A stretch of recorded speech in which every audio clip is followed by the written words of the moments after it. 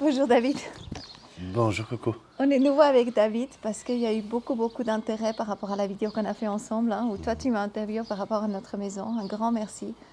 Alors maintenant c'est un petit peu à moi d'expliquer qui est David. David est venu dans ma vie, je pense il y a 1 année et demie comme ça.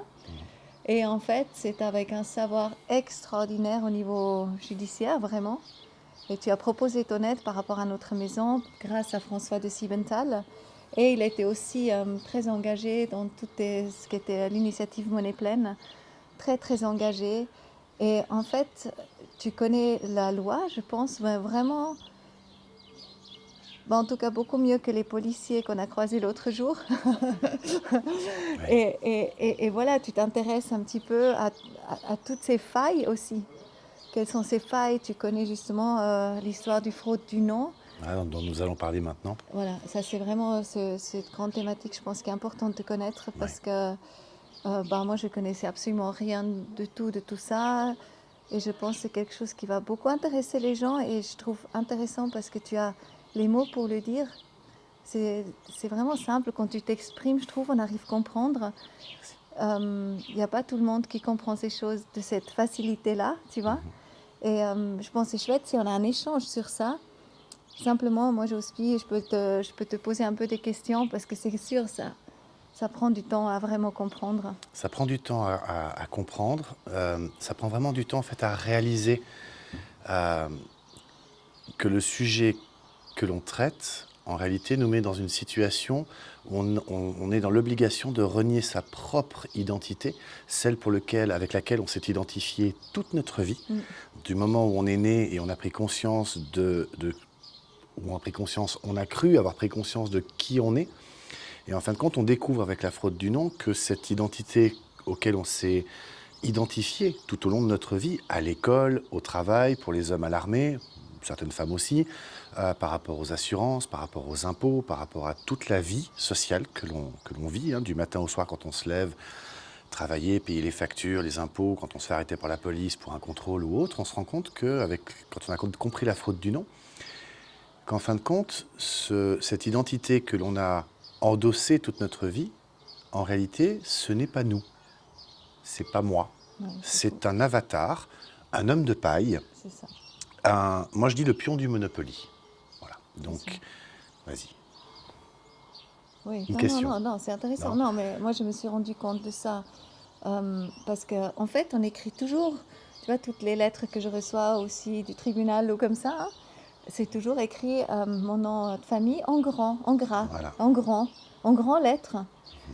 Et en fait, En lettres capitales. c'est ça. Et c'est là, en fait, qu'il y a quelque chose de grand à comprendre, que Oui.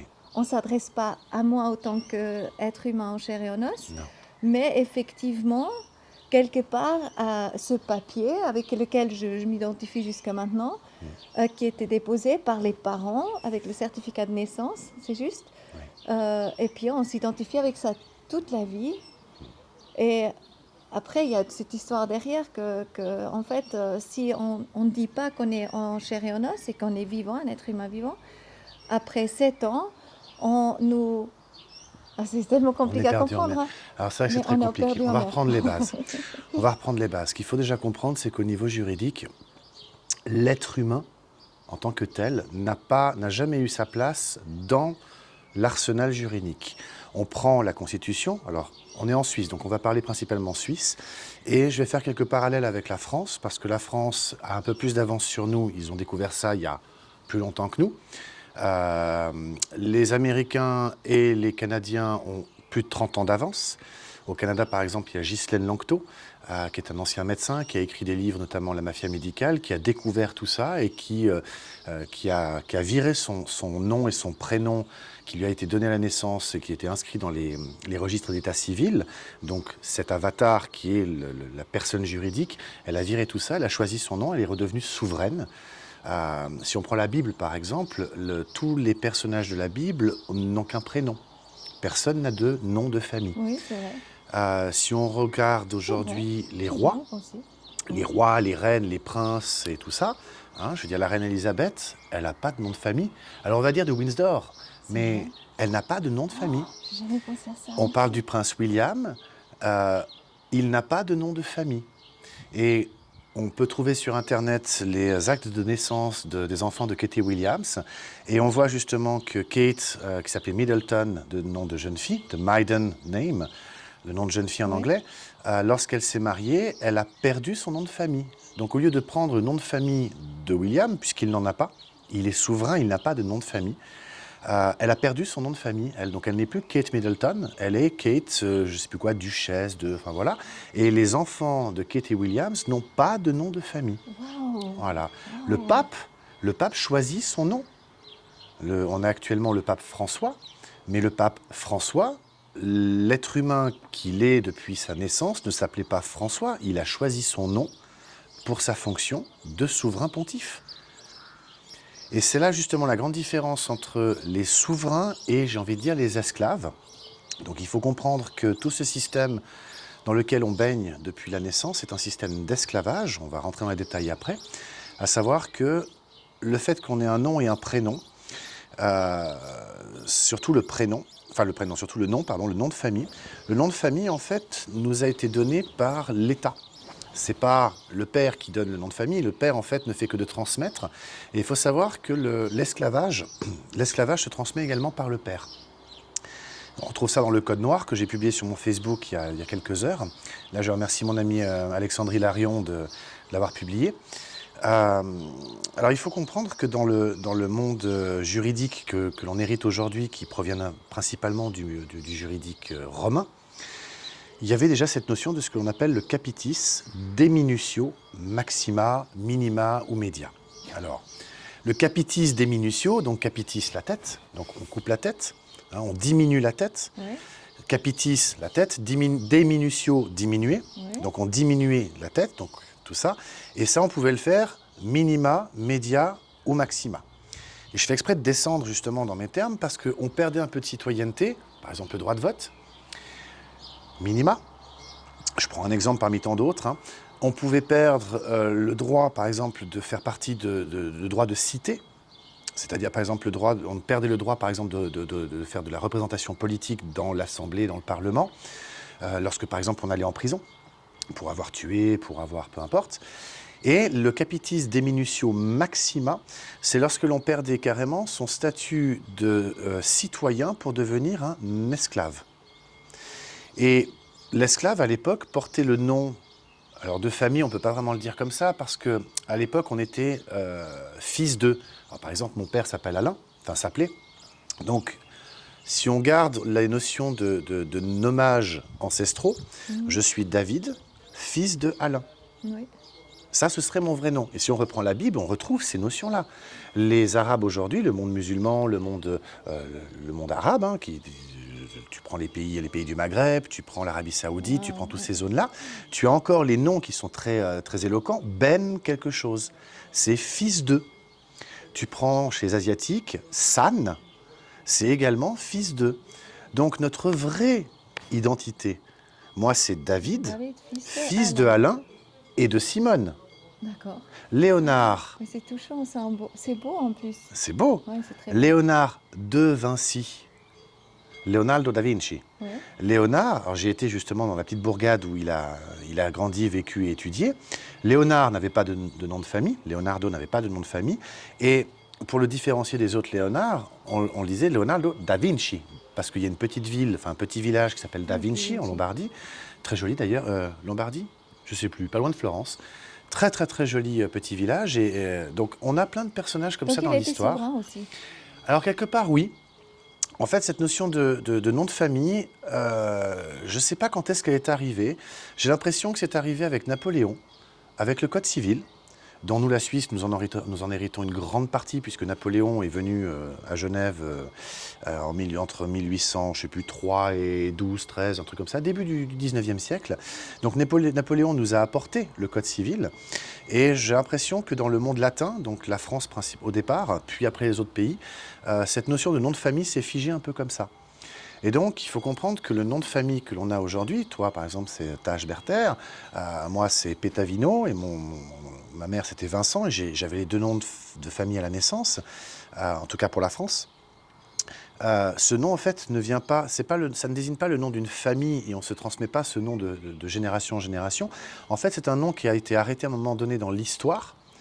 Euh, c'est pour ça qu'il y a des noms qui sont donnés, qui ont par exemple lieu à des événements qui a eu lieu ou à des lieux physiques. Il y a des gens qui portent le nom de certaines villes ou villages, parce qu'à un moment on a figé ce genre de choses, ou il y a des gens qui ont par exemple des noms de famille qui sont durs à porter, comme par exemple j'avais un ami qui s'appelait Du Cimetière.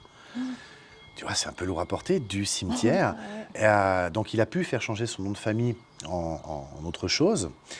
Donc les noms de famille, on ne sait pas vraiment d'où ils viennent. Mais tu pourrais pas mettre un nom, justement, David, de Alain et Simone, tu pourrais pas. Alors, c'est là que ça devient intéressant. C'est qu'en France, il y a une loi qui s'appelle la loi du 6 fructidor de l'an 2. Et cette loi, elle dit que nul ne peut porter de nom autre que celui qui est inscrit sur l'acte de naissance. D'accord. Alors, j'ai regardé mon acte de naissance. Et sur mon acte de naissance, c'est marqué que je m'appelle David, fils de Pétavino et de Vincent. Donc, on revient à ce qu'on disait tout à l'heure. Mon acte de naissance dit bien David, fils de. On est d'accord. Ça, c'est sur la partie identité. Sur toute l'autre partie de l'acte de naissance, en ce jour de telle date de ma date de venue au monde, je pesais tant, je suis arrivé à telle heure, mon père a déclaré tout ça. Et en fait, on arrive, quand on regarde l'acte de naissance, en tout cas le mien, on s'aperçoit que ce document-là, il a toutes les propriétés d'un contrat qui s'appelle un contrat de fiducie. Parce que la déclaration est faite par le père devant un officier d'état civil. Et donc, ce qu'il faut comprendre, c'est qu'il y a donc à ce moment-là un constituant, mon père, en me déclarant. Il y a un exécutant, donc l'état civil. Et puis, il y a donc un bénéficiaire, puisqu'un contrat de fiducie, c'est ça, c'est un constituant, un exécutant, un bénéficiaire. Donc, je serai le bénéficiaire. Et c'est ça qu'il faut comprendre, c'est que, ça c'est très complexe à comprendre, il y a des lois ancestrales qui sont toujours d'actualité. Comme par exemple le droit d'amirauté. Alors, le plus dingue dans l'histoire, c'est que les avocats, les juges, les juristes, ils connaissent ça parce qu'ils l'étudient. Mais on leur dit que c'est de la philosophie de droit. Donc en gros, c'est un truc inutile qu'on n'applique plus. Mais la réalité, c'est que c'est toujours d'actualité. Alors, qu'est-ce que le droit d'amirauté ? Parce que tout va expliquer justement cette notion de papier, de déclaration, et le fait qu'on ait un nom, et que, enfin, tout va venir de là. Le droit d'amirauté, c'est le plus vieux code du commerce au monde. Il reposait principalement sur l'honneur. Lorsque deux bateaux en mer faisaient commerce, si les deux bateaux battaient le même pavillon, c'est-à-dire qu'ils avaient le même petit drapeau de chaque côté du bateau, si le bateau A et le bateau B avaient le même drapeau, pavillon pour être précis, alors ils appliquaient les lois de leur pays pour faire du commerce. Si par contre, les deux bateaux n'avaient pas le même pavillon, alors à ce moment-là, ils étaient dans une notion de commerce international. Donc ils devaient se mettre d'accord pour que le commerce puisse se faire sans rentrer en contradiction ni l'un ni l'autre avec leur propre loi nationale. Et puis arrive un troisième cas de figure où l'un des bateaux n'a pas de pavillon, et ça peut arriver. C'est à ce moment-là ce qu'on appelle être des pirates, ou lorsque deux pirates font du commerce, à ce moment-là, ils font comme ils veulent. D'accord ? Donc évidemment que celui qui battait pavillon, lui devait en tout cas respecter son propre code du commerce, même s'il faisait du commerce avec un bateau qui n'avait pas de pavillon. D'accord ? Et ça, c'est ancestral depuis toujours. Ce qui est intéressant de voir, c'est que on hérite de ça aujourd'hui avec le droit international. Dans le droit international, on voit par exemple avec l'OMC, on voit par exemple avec le Code uniforme du commerce, le Uniform Commercial Code, l'OMC, c'est l'Organisation mondiale du commerce. Elle repose un petit peu là-dessus, justement, enfin un petit peu, même énormément. Et peut-être le UCC, c'est Alors le UCC, c'est le Code uniforme du commerce, ou en anglais Uniform Commercial Code. Et le Code uniforme du commerce, c'est un code, en fait, c'est un code qui a été écrit aux États-Unis, mais qui retranscrit ce droit d'amirauté. D'accord ? Et aujourd'hui, il s'applique alors en Suisse depuis 1994. On retrouve ça dans un message qui avait été fait de l'Assemblée fédérale, du Conseil fédéral à l'Assemblée fédérale, concernant la loi sur les titres intermédiaires. Et on lit noir sur blanc que le Code uniforme du commerce s'applique depuis 1994 en Suisse. Alors ce Code uniforme du commerce, il est très intéressant parce que alors déjà, il est étudié uniquement dans le cadre universitaire par les gens qui font par exemple un MBA. Mais alors ce qui est intéressant, il n'est pas reconnu. Alors, s'il est reconnu, alors ce qui est dingue, c'est que les gens qui étudient le UCC, le Code uniforme du commerce, comment dire ça, on leur donne un cours un peu vague sur les grands principes généraux. Mais on ne leur fait pas vraiment étudier ce droit-là. Il faut être très très spécialisé, donc c'est une étude très particulière de ce droit. Et donc c'est vraiment le droit du commerce international. D'accord ? Ce qu'il faut comprendre, c'est que comme il provient du droit d'amirauté, il est quelque part, il hérite de quelque chose d'ancestral, mais il reprend ces principes du droit d'amirauté, dont un qui est vraiment clé, à savoir que, à l'époque, on remonte à la période des galères et compagnie, imagine-toi par exemple Marco Polo, lorsqu'il a pris son bateau et qu'il est parti à l'aventure, il faut savoir qu'il a remis à la capitainerie, donc au port, à la capitainerie, à l'administration, il a dû remettre tous ses documents, c'est-à-dire ses titres de propriété, tous ses titres. D'accord ? Tout ce qu'il possédait, il l'a remis à la capitainerie. Pourquoi ? Parce que s'il part avec ses papiers et que le bateau coule, l'héritage ne peut pas se transmettre, puisque les papiers n'existent Donc plus. c'est des contrats. C'est des contrats. Il faut comprendre que tout sur cette terre... Donc par exemple, voilà, la maison, c'est un contrat. Voilà, etc. tout sur cette terre, il faut comprendre que les banques, les assurances, l'administration et tous ceux qui nous demandent en fait des papiers par rapport à un objet qu'on croit posséder, une voiture par exemple, en réalité ce n'est pas l'objet qui les intéresse, c'est le papier qui se substitue en fait à l'objet. D'accord ? Donc pour la voiture par exemple, c'est la carte grise. Pour la maison, c'est le titre de propriété. Pour le terrain, c'est le titre de propriété. Je crois qu'on a compris un peu le principe. Pour l'être humain, c'est la carte d'identité. D'accord ? Donc, tous ces documents, aujourd'hui, c'est comme si lorsqu'on partait en mer, on devrait les remettre à la capitainerie.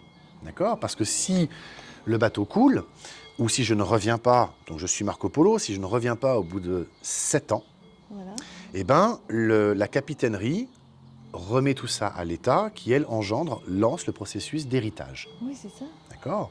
Ce qu'il faut comprendre, c'est que, avec le temps, on a peut-être oublié, probablement même, que ces documents sont à la capitainerie. Donc on n'a jamais été les chercher. C'est un petit peu comme l'histoire de l'or et du papier billet. Où justement, on mettait l'or dans les coffres justement des orfèvres, qui lui nous donnaient des bouts de papier.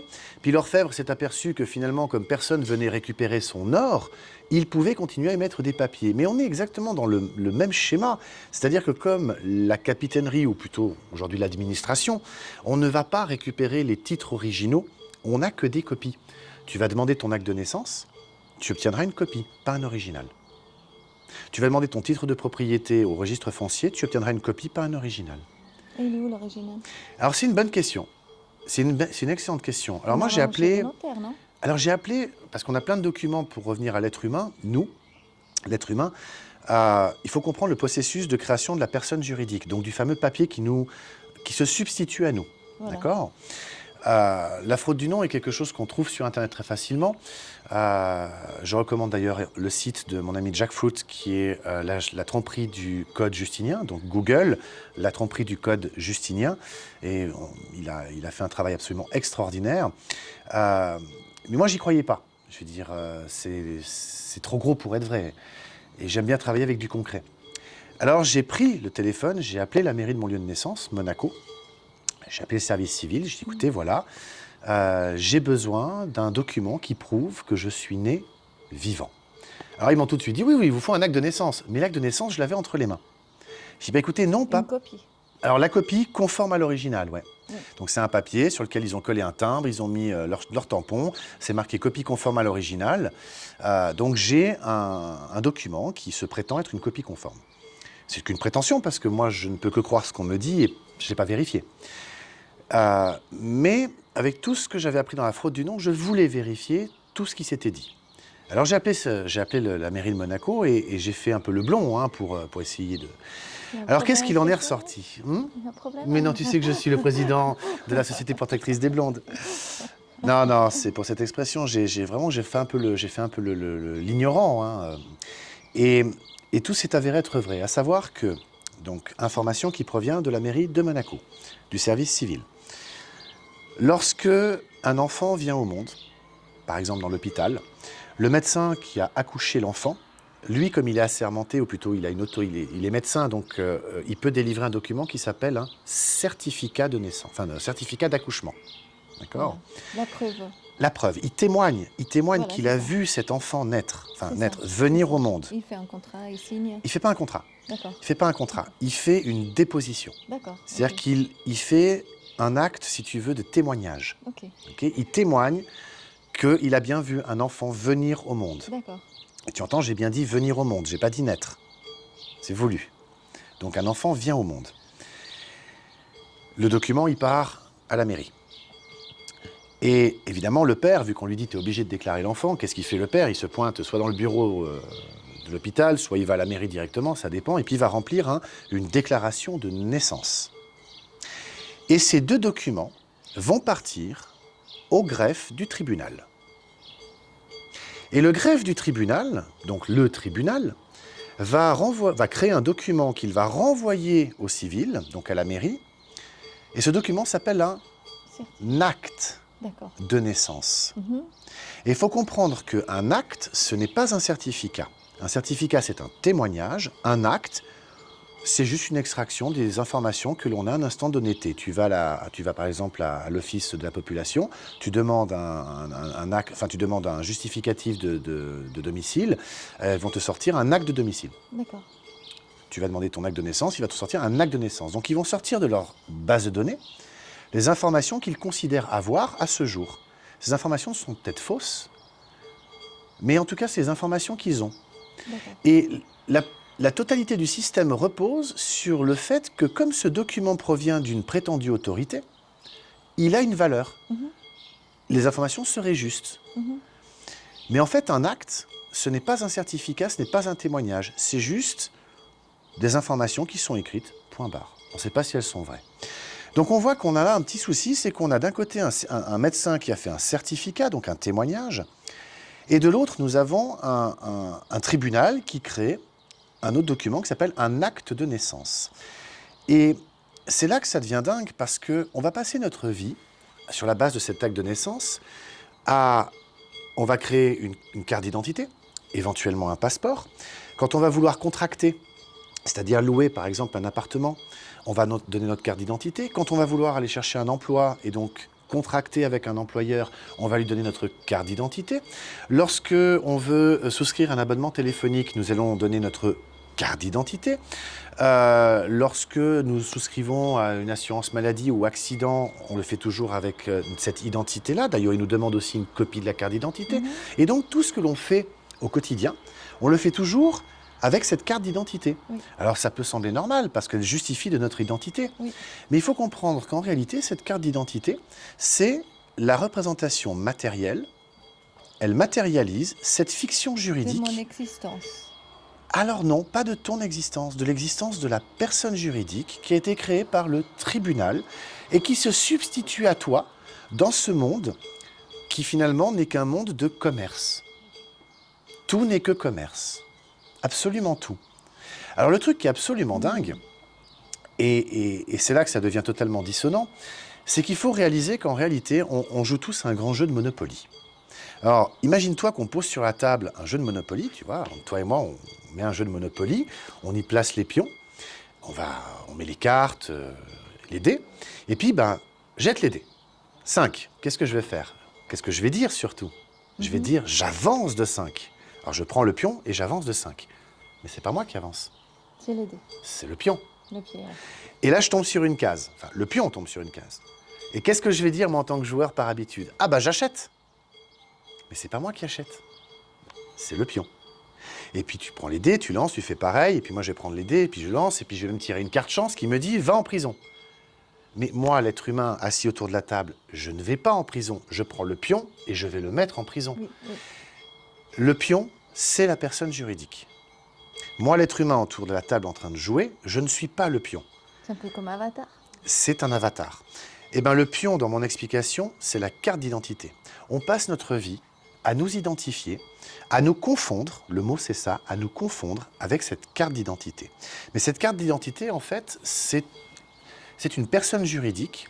Et là où ça devient très intéressant, c'est de voir que, puisque le droit international, il est au-dessus du droit interne. C'est-à-dire que le droit international, il est toujours supérieur au droit qui est à l'intérieur d'un pays. D'accord ? De la Constitution aussi. Donc nous, dans le cas de la Constitution, enfin de la Et tous Confédération les autres, helvétique, hein. on a donc le droit international qui est en haut. En dessous, il y a la Constitution. En dessous, il y a le droit fédéral. En dessous, il y a les ordonnances, les jurisprudences, tout ce qui va avec, fédéral.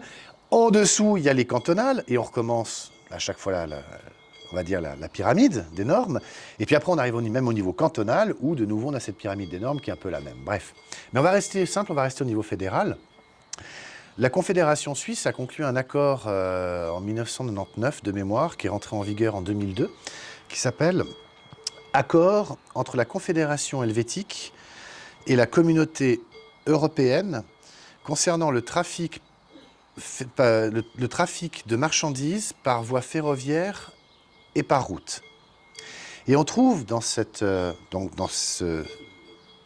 accord, qui est du droit international, donc qui est au-dessus de tout, à l'article 3, définition, entreprise, personne physique. Donc une personne physique, au regard du droit international, est une entreprise. Une entreprise, c'est une fiction.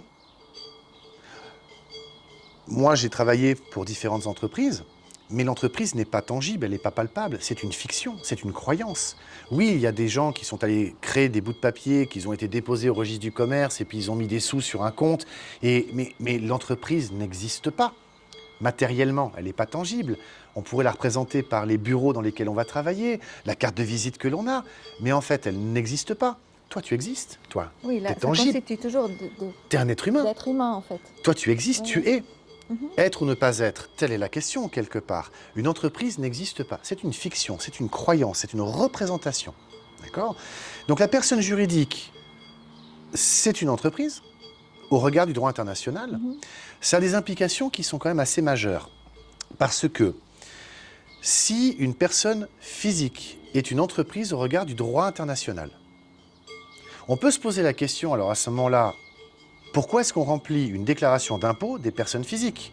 Et pourquoi ne pas remplir à ce moment-là une déclaration d'impôt des personnes morales ? Puisqu'une personne morale, c'est une entreprise. On va me dire, oui, mais les personnes physiques aussi.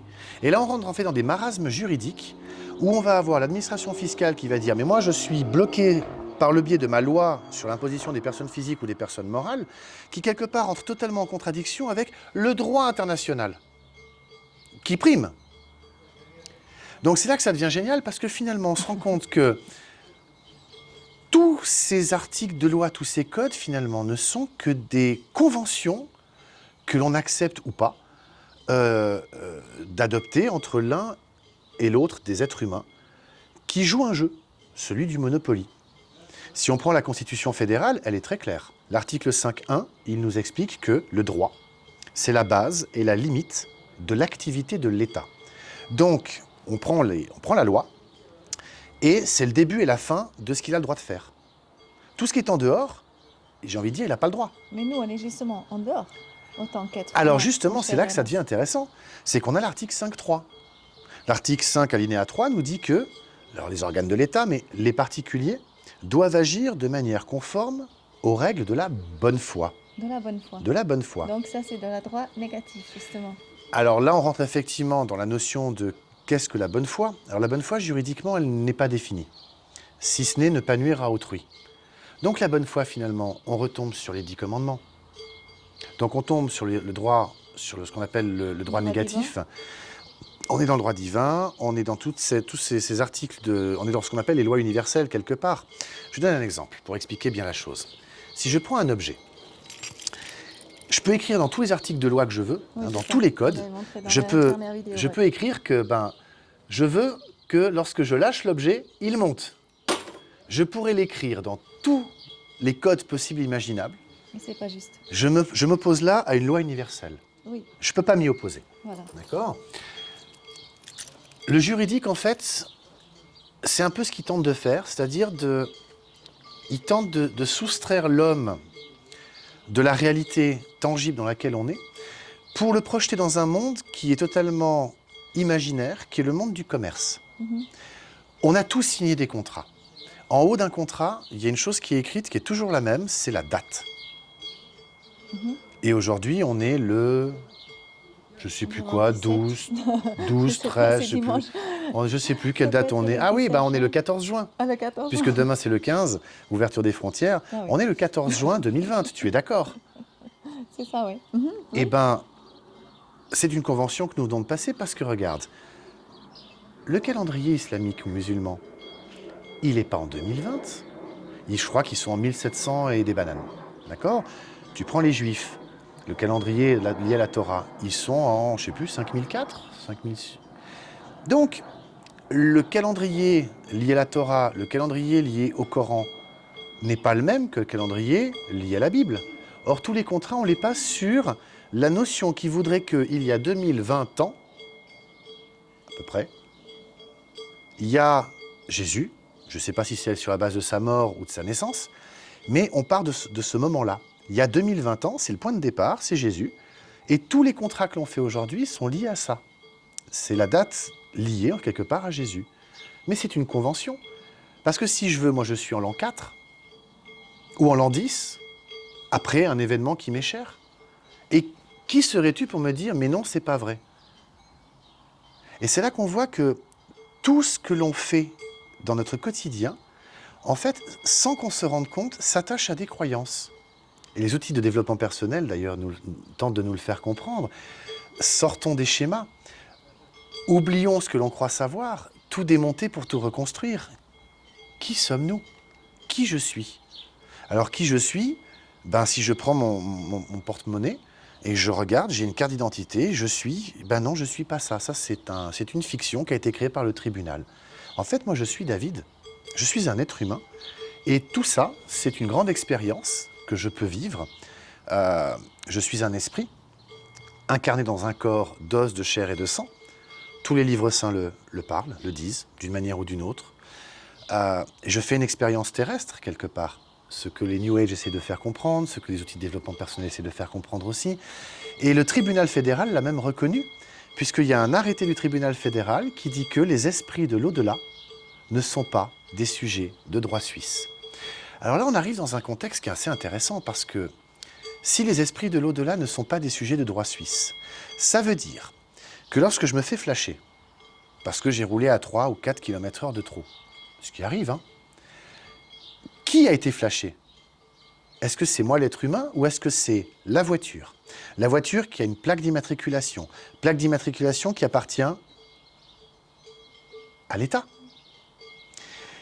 Le véhicule, il a une carte grise. Est-ce que c'est le véhicule qui va être amendé ou est-ce que c'est la carte grise? La carte grise, elle a le numéro de plaque d'immatriculation qui a été flashé. Donc c'est ça qu'ils vont regarder, c'est pas le véhicule. Donc ils vont envoyer l'amende à celui qui est titulaire de la carte grise. C'est pas le propriétaire, c'est le titulaire. Donc il a le titre entre les mains, mais il n'en est pas le propriétaire. Donc je vais recevoir une amende parce que il y a eu un flash. Donc le titulaire, quelque part, c'est l'État. C'est là qu'on arrive, parce que c'est l'État qui a délivré la carte de... On a les petits moucherons qui... C'est l'État qui délivre la carte grise, c'est l'État qui a fabriqué la plaque d'immatriculation. Moi, je suis un être humain là-dedans. Alors certes, je suis une personne juridique, enfin, il y a une personne juridique fictionnelle qui représente ça, mais en fin de compte, il faut se rendre compte aussi d'une chose, c'est que cette personne juridique étant une fiction, est-ce que je suis dans l'obligation, moi, finalement, de... Comment dire? Qui devrait payer? Alors justement, c'est ça. Qui doit payer, le propriétaire ou le titulaire? Alors en France, ils ont découvert quelque chose d'assez intéressant. Alors les Canadiens avaient déjà fait un merveilleux travail là-dessus, les Américains d'autant plus. Au Canada, c'est Pete Daoust qui a fait beaucoup de vidéos là-dessus. La sûreté de la personne. Alors c'est quelque chose qui est assez dingue. La sûreté de la personne, vraiment pour comprendre ça, il faut vraiment ouvrir l'esprit. La sûreté de la personne, on la trouve déjà pour commencer dans la Déclaration des droits de l'homme et du citoyen de 1789. Donc la Déclaration des droits de l'homme et du citoyen de 1789, c'est un texte qui a été écrit par le peuple français et donc il ne s'applique qu'en France. Et on trouve de mémoire à l'article 2, le droit à la sûreté. Alors je vais expliquer ce qu'est la sûreté après. Mais il se trouve que ce texte, Déclaration des droits de l'homme et du citoyen de 1789, a inspiré grandement la Déclaration universelle des droits de l'homme, donc celle de l'ONU, qui a été écrite en 1948, dont la Suisse est signataire. Donc la Déclaration universelle s'applique en Suisse. Et elle a inspiré, cette Déclaration universelle des droits de l'homme de 1948, elle a inspiré la Convention européenne des droits de l'homme, dont la Suisse est aussi signataire. Et la Convention européenne des droits de l'homme, c'est celle de 1950. Donc on a 3 déclarations de l'homme, quelque part. Ce qui est rigolo, c'est que quand on lit ces 3 déclarations, l'homme, il apparaît nulle part, quasiment.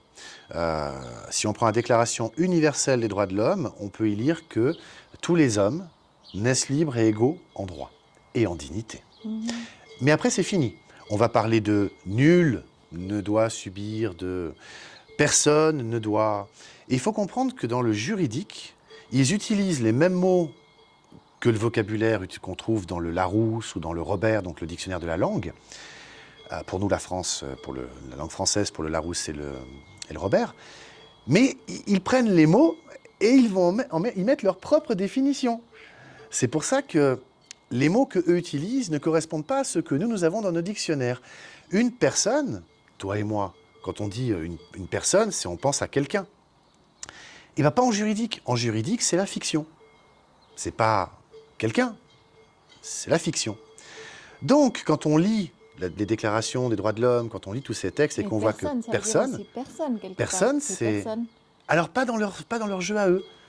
Dans leur jeu à eux, personne, c'est cette fiction juridique. D'accord ? Oui, mais dans notre jeu à nous, quelque part, si tu parles d'une personne, oui. Quelque part, c'est directement le juridique, et personne, c'est personne.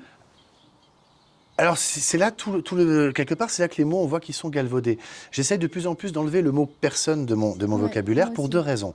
Parce qu'on peut dire que personne n'est venu. Donc, si personne n'est venu, nobody came, hein, on va dire, voilà. C'est intéressant de faire un peu de... C'est vrai, nobody, c'est pas de corps. Nobody, c'est marrant de faire la langue des oiseaux, justement. Nobody, exactement. Nobody, pas de corps. Donc, ni personne. Mand, même en allemand, c'est ni, jamais, Mand. C'est le man, c'est déjà aussi l'homme, tu vois. Et ben voilà. Jamais d'homme. Oui, c'est intéressant. Et ben voilà. Et le langage juridique, il est beaucoup inspiré en plus du monde anglo-saxon parce que quand, en langue française, on entend le juge nous dire « Est-ce que vous comprenez ?» Alors comprendre, toi et moi, on se comprend. On échange des mots, tu as compris ce que j'ai dit, tu comprends ce que, je comprends ce que tu dis. Je ne comprends pas tout ce que tu dis. Ou pas. Voilà. Je ne sais pas comment c'est avec vous. Mais l'objectif, c'est évidemment de s'accorder sur une idée commune. C'est ça, quelque part, la communication, c'est de se comprendre. Ouais. Mais pas en juridique. En juridique, comprendre veut dire se soumettre. Ça vient de l'anglais « Do you understand » Understand. Ah oui, Do you stand under? Under, ouais, c'est clair. Donc, est-ce que tu te soumets? Et il est là la chose, finalement, parce que vu que, en fait, il faut comprendre qu'un tribunal n'est rien d'autre qu'un lieu dans lequel on fait du commerce. D'accord? De quelle forme? Eh bien, on fait du commerce parce qu'on va, toi et moi, au tribunal, parce que nous n'arrivons pas à nous mettre d'accord autour de la table. Oui, mais il y a toujours eu un contrat entre nous. Oui. C'est ça la base. C'est ça la base. Ouais. Et on n'arrive pas finalement à résoudre, à se mettre d'accord sur ce qu'on a conclu au départ. On a un conflit.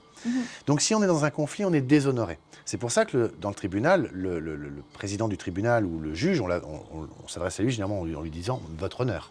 Parce que lui, il est là en tant que... Il n'a rien demandé. Dans l'affaire, quelque part, on peut dire oui.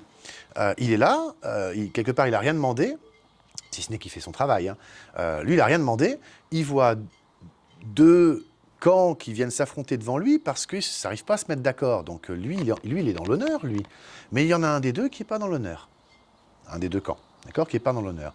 Alors là, c'est compliqué à comprendre, mais en réalité, dès qu'on rentre dans un tribunal, on se met d'office dans une situation de contrat commercial. D'accord. Okay, dans un contrat commercial qui s'appelle une fiducie.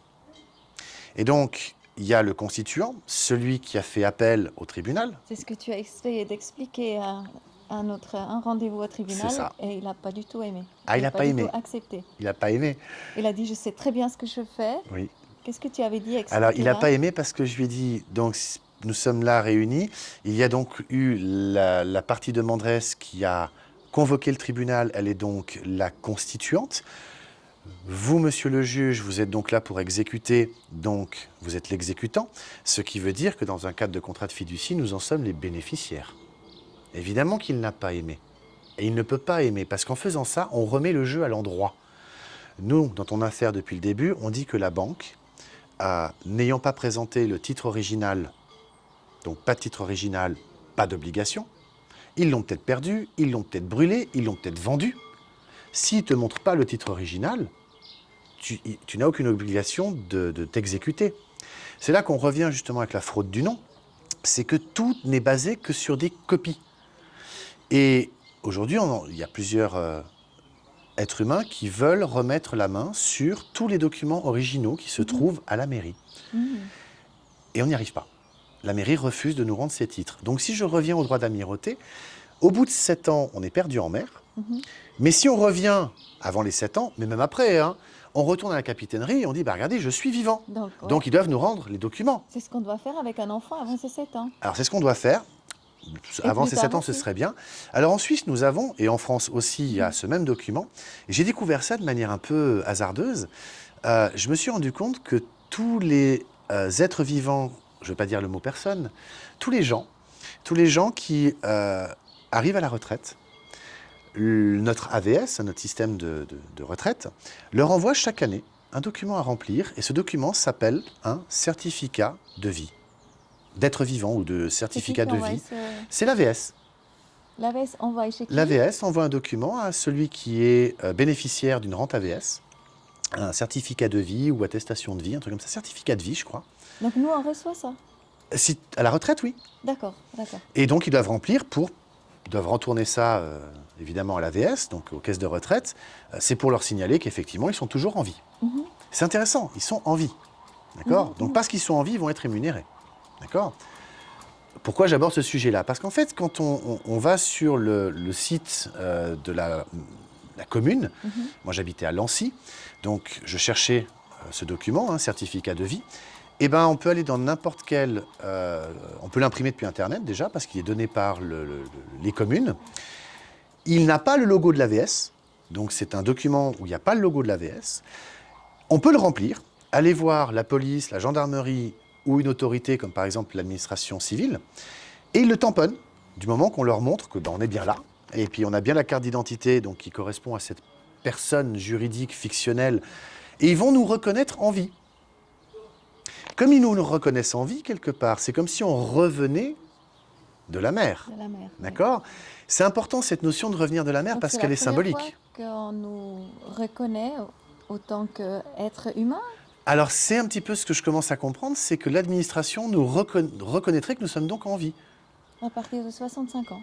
Alors, ils le font comme ça aujourd'hui, mais rien ne t'empêche d'aller aujourd'hui sur Google, de taper certificat de vie suisse, voilà, de télécharger le document, de le remplir, d'aller à l'administration et de te le faire tamponner. Et donc, l'administration, l'autorité prétendue, te reconnaît en vie. C'est là que ça devient intéressant parce que du coup, je pense que c'est grâce à ça qu'on peut initier toutes les démarches derrière pour récupérer les titres originaux.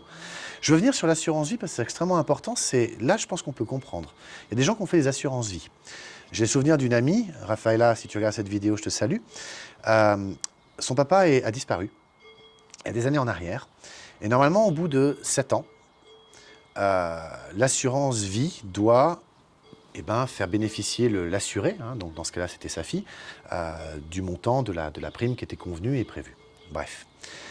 C'est là qu'on se rend compte que finalement, ce droit d'amirauté, ce qu'on explique, c'est cette notion de perdu en mer, donc la marchandise où l'être humain se perd en mer et que donc les documents restent à la capitainerie, sont donc lancés dans un processus d'héritage, que quand on revient de la mer, on les récupère. C'est quelque chose qui peut sembler fou, mais c'est bien réel parce que tout notre système repose là-dessus et on le voit bien avec les assurances vie. Ils ont cette notion de 7 ans. Ils l'ont. Et en plus, elle est écrite dans la loi. Tu vois? Donc, ça peut paraître fou tout ça, mais c'est une réalité. Alors pourquoi les avocats, les juges, ils ne sont pas d'accord ou ils ont du mal à comprendre ce qu'on leur explique? Alors déjà, d'une part, c'est voulu, parce qu'ils ont appris ça comme étant de la philosophie de droit, premièrement. Mais par contre, ils en ont fait des doctorats, des masters, des travaux de diplôme, donc ils sont tout à fait au courant. Hein. Au contraire, ils ne pourraient pas le dire. Mais le plus dingue dans l'histoire, le plus dingue, c'est que pour comprendre tout ce marasme qu'on met maintenant au jour avec la fraude du nom, tout ça s'est réparti dans différents endroits. T'en as un petit peu dans le Code civil, t'en as un petit peu dans le Code des obligations pour la Suisse, hein. T'en as un petit peu dans la Constitution fédérale, t'en as un petit peu dans le droit international, t'en as un petit peu par-ci, t'en as un petit peu par-là.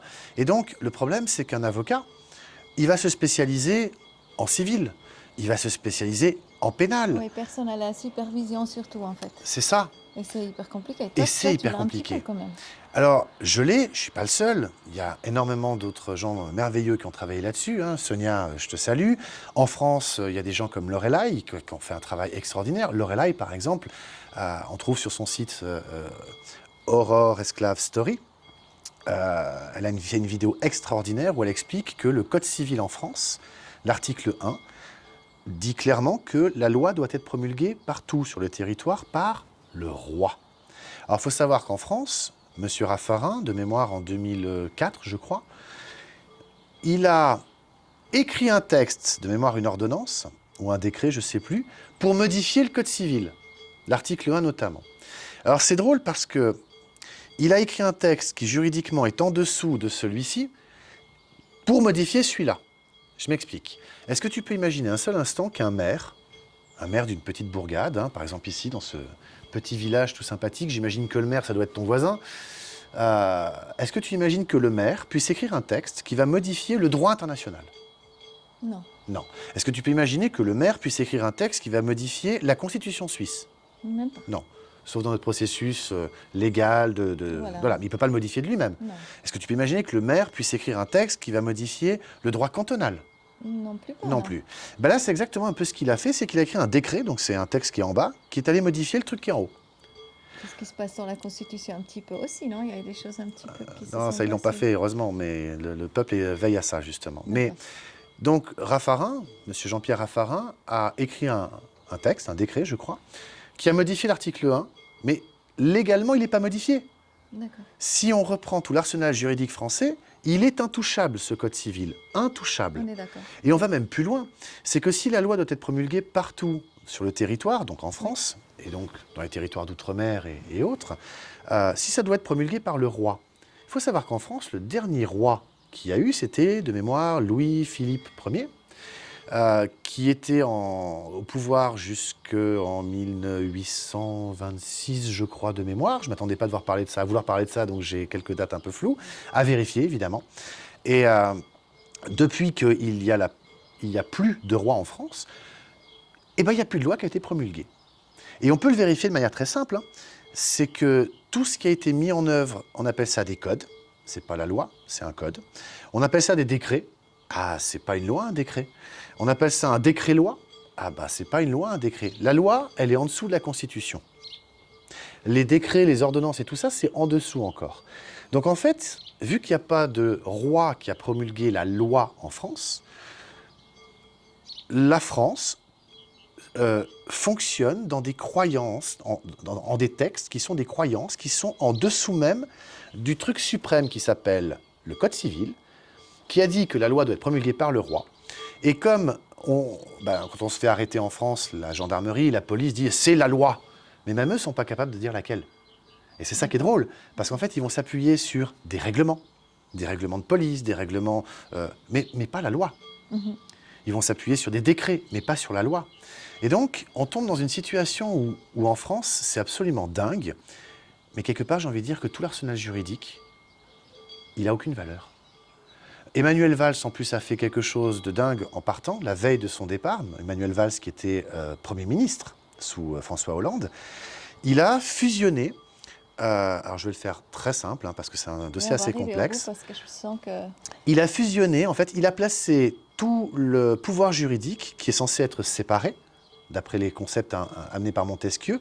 Il doit y avoir 3 pouvoirs, le pouvoir exécutif, législatif et judiciaire. Les 3 doivent être séparés, sinon on est en dictature. Et bien Emmanuel Valls, il a placé le judiciaire sous l'exécutif. Alors il y a toute une histoire avec la Cour de cassation qui a émis une jurisprudence qui voudrait que tant que je ne sais plus quelle cour est toujours sous cette juridiction, effectivement, c'est... En fait, pour dire un truc très très simple, il y a une constitution en France qui dit simplement que lorsqu'il n'y a pas de séparation des pouvoirs, la constitution n'a aucune valeur. Et en France, depuis ce moment-là, eh ben, elle n'a plus de valeur.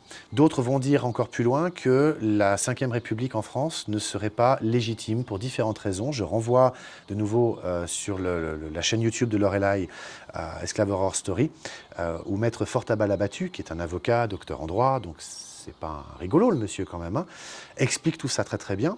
Ça a un impact non négligeable parce que même le Code général des impôts en France n'a aucune légitimité.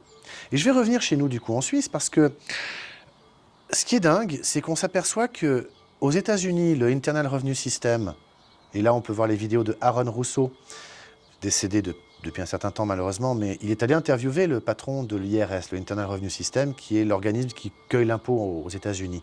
Dans la Constitution américaine, le droit à l'impôt est inscrit dans la Constitution, mais il y a un organisme privé qui a dit, puisqu'il n'y a personne qui s'en occupe, moi je vais le faire. Le IRS, Internal Revenue System.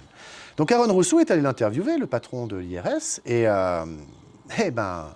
il a avoué qu'effectivement, aucune loi n'a donné légitimité à l'IRS de lever l'impôt. Au Canada, il y a Ghislaine Langto, Guis, qui s'oppose à remplir une déclaration d'impôt canadienne parce que le Québec n'aurait pas ratifié la Constitution du Canada. Donc pas de ratification. Le Québec n'est pas rattaché au Canada, donc elle ne veut pas remplir une déclaration d'impôt du Canada. Elle veut respecter finalement la loi quelque part. Elle le veut. En France, il y a des Bretons qui ont compris et qui se rappellent que Napoléon leur a donné la souveraineté, donc l'indépendance. Donc ils n'ont pas à se soumettre à l'impôt français. Il y a des Corses qui l'ont compris. Il y a toute une équipe aujourd'hui qui s'est rendu compte que la Savoie a été envahie par la France et rattachée à la France de manière illégitime. Et il y a plein de choses comme ça. Oui, il y a plein de choses comme ça. Et nous en Suisse, quand on regarde tout ça, on peut poser la question aux impôts de leur dire, mais attendez, vous nous demandez quoi finalement? Parce que vous demandez de remplir une déclaration d'impôt. On doit la remplir de manière conforme à la vérité. Ouais. À la vérité. Ouais. D'accord? C'est la loi fédérale. On signe la déclaration d'impôt. Ils nous demandent par exemple les chiffres qu'on a reçus en tant que salaire. Mais moi, ces chiffres, en réalité, je ne les ai pas reçus parce qu'ils ont été transférés d'un compte bancaire à un autre compte bancaire. Et il y a une jurisprudence qui dit l'argent déposé sur un compte bancaire appartient à la banque. C'est pas moi qui le dis, c'est le tribunal fédéral. D'accord? Donc si les chiffres, ils appartiennent à la banque, pourquoi ce serait à moi de les déclarer dans une déclaration d'impôt? Premièrement. En fait, quand je déclare les chiffres là qu'on me donne, c'est tellement complexe. Ça veut dire que je déclare les promesses que quelqu'un me fait. Mais pour bien comprendre ce qui se passe, Oui, c'est quelque part, je vais commettre un mensonge en remplissant la déclaration d'impôt avec les papiers qu'on m'a donnés. La feuille jaune de déclaration de salaire. Et tous ces papiers qu'on me donne, quelque part, font que je crois dire la vérité. Parce que je ne connais pas la loi. Toi, tu la connais, la loi? Non. Il y a des avocats, il y a des juges, même eux ne la connaissent pas. D'accord? Est-ce que tu as lu une seule fois la loi sur l'imposition des personnes physiques, la loi fédérale fiscale? Jamais tu l'as lu. Et bien pourtant, tu dois déclarer de manière conforme à la vérité. Tu prends tes bouts de papier que tout le monde t'envoie, hein, ton employeur, l'assurance maladie, tu reprends. En plus, l'État te donne, les impôts te donnent le petit fascicule. Hein, ils t'expliquent, là, il faut mettre tel chiffre que vous trouverez dans tel document qu'on vous a donné. Donc, quelque part, j'ai envie de dire, je pourrais presque accuser l'État de nous faire mentir, quelque part. Parce que le salaire, les chiffres que j'ai reçus sur mon compte bancaire en tant que salarié, je ne les ai pas reçus. Moi, c'est le compte bancaire qui les a reçus. Le compte bancaire, il appartient à la banque. Donc, ce serait à la banque de déclarer ces chiffres. De plus, ces chiffres, ils appartiennent... On est d'accord. Je suis d'accord avec toi, mais David, tout ce que tu dis, c'est tellement complexe. C'est dingue, hein? On est tellement dans une croyance. C'est tellement figé. Oui. Donc, je comprends que tout ça, c'est quelque part, c'est fraude. C'est une fraude. Donc, quelque part, maintenant, ce qui est intéressant... C'est un dol, pour être précis. Voilà, mais maintenant, vraiment, ce qui est important et intéressant. Et puis maintenant, une fois qu'on commence à connaître tout ça, quelle est notre possibilité? Qu'est-ce qu'on peut faire? Alors, je termine juste sur la banque, parce que c'est clé. Le compte, il est attribué à qui? À un titulaire, et ce titulaire, c'est donc la personne juridique. C'est donc pas moi, l'être humain. Alors, qu'est-ce qu'on peut faire? Alors, la sûreté de la personne, c'était quand même un peu le point de départ. On le retrouve pour nous en Suisse grâce à la Convention européenne des droits de l'homme. La sûreté se veut être une garantie financière attribuée d'office, puisqu'elle est d'office, puisqu'on y a droit, de par la Convention européenne des droits de l'homme. Pour la France, eux, ils peuvent se servir de l'article 2 de la Déclaration des droits de l'homme et du citoyen. La sûreté, en fait, c'est quoi? C'est cette garantie financière que nous avons, que notre personne juridique a, par essence. D'accord? Et cette sûreté, alors c'est Pete Daoust qui l'explique très très bien, pour lui cette sûreté se trouve être, pour le cas du Canada, auprès de la Banque centrale du Canada. Parce qu'il y a une chose que je ne t'ai pas dit tout à l'heure, lorsque les documents au moment de la venue au monde de l'enfant et de la création de la personne juridique, j'ai un contact qui me certifie, je ne l'ai pas vu, mais il me certifie que lorsqu'il est allé récupérer son dossier dans la mairie de son lieu de naissance, puisqu'il y travaille, je ne dirai pas où pour sa protection évidemment, donc un soir, il a pris les clés, il est descendu aux archives, il est allé trouver son dossier et effectivement, il a tout récupéré, il a tout pris. Et se trouvait être un titre de la banque centrale de son pays, pour ne pas le mettre en danger, il a trouvé un titre émis par la banque centrale de son pays d'un montant de 98 millions d'unités de son pays. D'accord ? Donc si c'est aux États-Unis, c'est des dollars, si c'est au Canada, c'est des dollars canadiens, si c'est en Suisse, c'est des francs suisses, si c'est en France, c'est des francs français ou des euros. Je ne veux pas, voilà, mais vous pouvez comprendre. Donc en plus de tous ces documents qui étaient le certificat de naissance, l'acte de naissance, la déclaration du père, il a trouvé un titre bancaire émis par sa banque centrale d'un montant de 98 millions.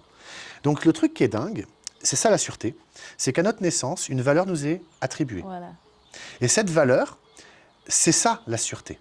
Et ça, c'est le compte AVS. Alors, le truc est dingue, mais je pense que oui. Je pense que oui, parce qu'aux États-Unis, ils ont réussi à démontrer que les numéros de sécurité sociaux sont des numéros de compte qui sont joués en bourse. Voilà. Et comme avant nous, l'âge de on se 7 ans, déclare pas être vivant, donc Et- en fait, eux, voilà. ils vont jouer avec ces Voilà. valeurs C'est qui met fictives. cet argent là-dedans? Et cet argent est aussi fictif. quelque C'est de la part. bourse, c'est du casino. Qui vient comme ça. Donc ça veut dire qu'on a tous, notre personne juridique, la personne juridique dont nous sommes titulaires, aurait une valeur. Je dis bien aurait une valeur, alors aux États-Unis ils l'ont prouvé, aurait une valeur, et cette valeur, vu qu'on ne va pas la récupérer à la capitainerie, Ouais. dans l'analogie qui en est Voilà. faite, on ne va pas se Ils présenter peuvent en vivant, disposer. ils en disposent, Voilà, puisqu'au bout de c'est ça. 7 ans, c'est entre guillemets perdu Et en là, mer, c'est une on allégorie. est les esclaves. Et c'est vraiment. pour ça qu'on passe notre vie finalement à payer des choses qui C'est finalement ne serions pas de notre ressort. C'est ça. Les impôts, aussi dingue que ça puisse paraître, les impôts, c'est quelque chose qui est arrivé avec la naissance des banques Ils centrales. devraient pouvoir payer ça avec l'AVS de toute façon. C'est la sûreté de la personne. On ne devrait pas payer les maisons, on ne devrait rien payer quelque part. Alors on devrait rien payer. On Attention, devrait pas je ne payer. veux pas venir sur ce terrain-là. Non, D'accord. c'est pas qu'on On va devrait bien t'arrêter rien parce qu'il payer. commence à bien pleuvoir et je pense qu'on a fait déjà très long. Imagine que tu vas au marché, elle commence à pleuvoir, imagine que tu vas au marché, on y va, hein.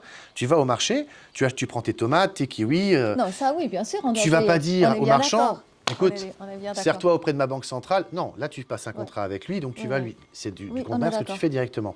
Mais les impôts, il faut comprendre que les impôts sont toujours liés avec la naissance d'une banque centrale, déjà pour commencer. Donc l'État met en garantie le peuple, donc c'est déjà la première mise en esclavage, premièrement, alors que c'est interdit par toutes les conventions, hein, mais c'est pas grave.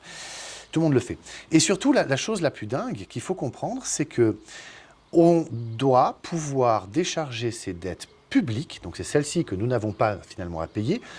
Les dettes publiques sont à décharger auprès de la sûreté de la personne. C'est ça. Alors, la question qu'on peut se poser par rapport à la Suisse, puisque nous n'avons pas la sûreté de la personne, en tout cas je ne l'ai pas trouvée ni dans la Constitution fédérale, ni dans les constitutions cantonales, ni dans les lois fédérales, ni dans les lois cantonales, je l'ai trouvée nulle C'est très part, flou. à un endroit. Mhm. Le seul endroit où je l'ai trouvé, c'est dans la Convention européenne des droits de l'homme. Et comme la Suisse est signataire, on est donc soumis à ce texte qui, lui, Le- nous donne le cette texte sûreté de la suprême. personne. D'accord. Donc la question qu'on peut se poser aujourd'hui, c'est est-ce qu'on doit décharger nos dettes publiques auprès de la Banque centrale suisse, à savoir la Banque nationale suisse, ou au travers de la Banque centrale européenne, puisqu'elles sont liées, apparemment elles sont rattachées, système monétaire européen.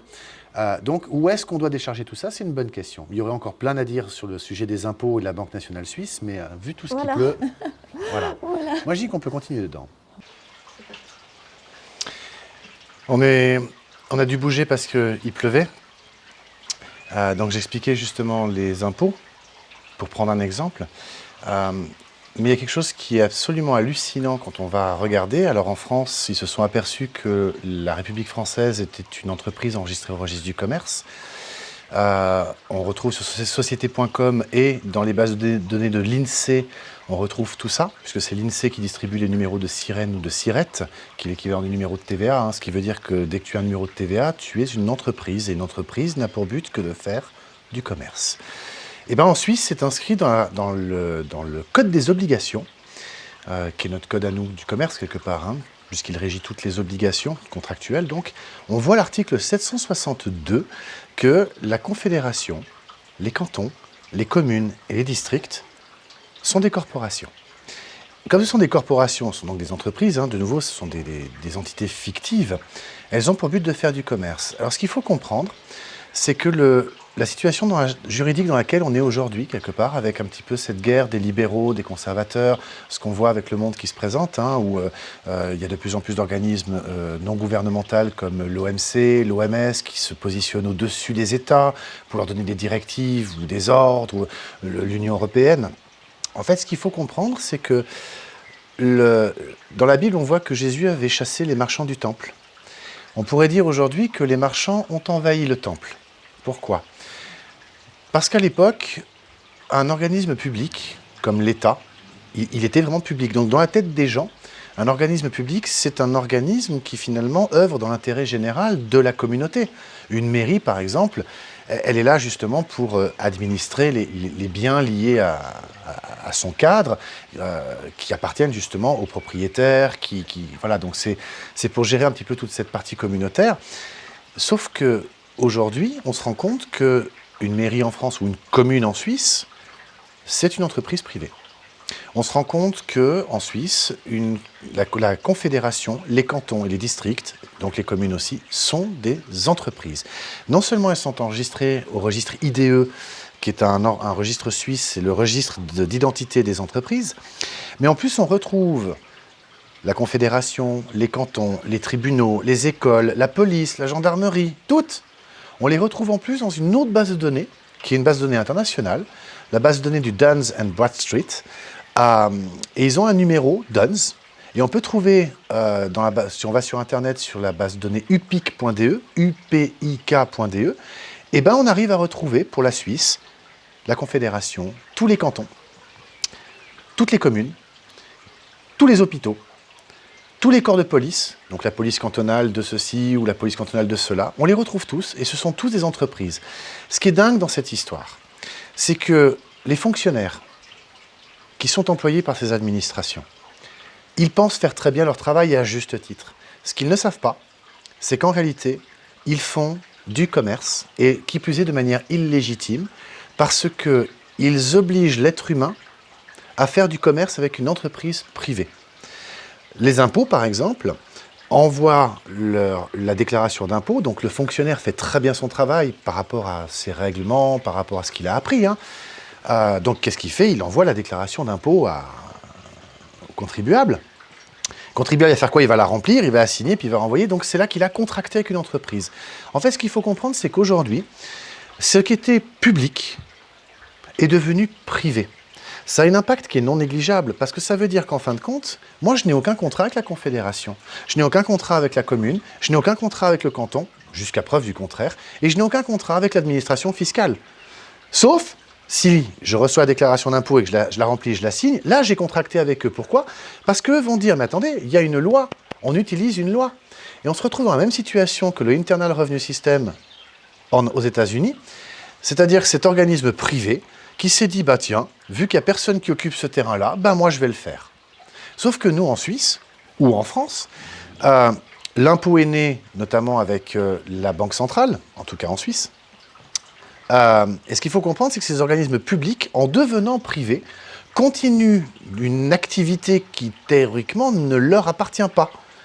En traduction, si toi aujourd'hui tu montes une entreprise et tu décides d'envoyer des déclarations d'impôt à tes clients et de les taxer sur la base de la loi des impôts, tes clients ils vont te dire t'es gentil, mais ça c'est de l'arnaque ce que tu es en train de faire. T'as pas le droit de faire ça. Ils déposeraient même plainte, ce qui serait juste.